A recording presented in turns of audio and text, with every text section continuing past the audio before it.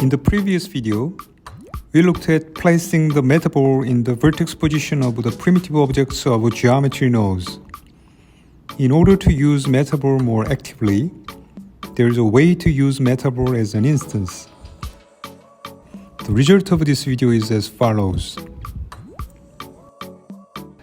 The point is to control several instances individually after applying the overall noise texture to the object.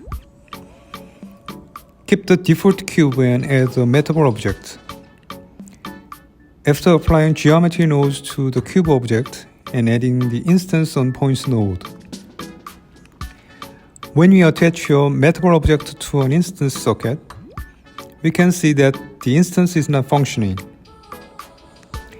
In order to recognize the Metaball object as an instance, we must select the Metaball first, press the command key, select the cube object, and press Ctrl P to set parent-child relationship between two objects. And then, select instancing vertices in the Object Properties tab of the cube object.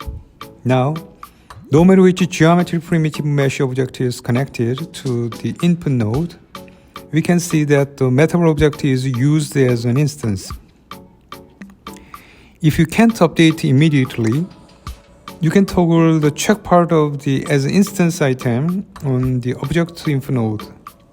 Add a translate instance node to give overall fluctuations. Add a noise texture node.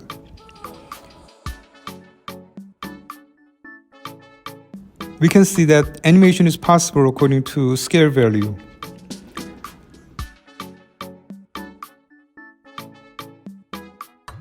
Add a scene time node. To adjust the width of the motion, add a vector math node. Set it to scale and adjust the number.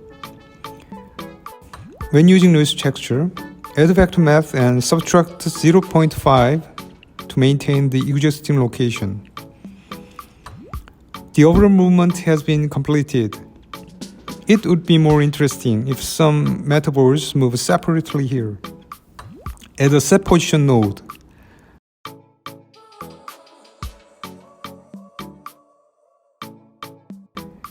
Select using index and compare node.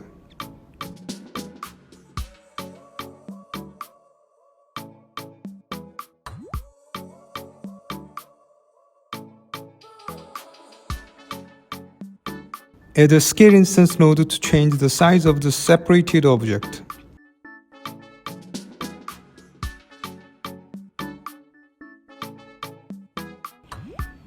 Connect the scene time node for animation. To adjust the size, add and adjust the scale node of vector math. The default node configuration is as follows.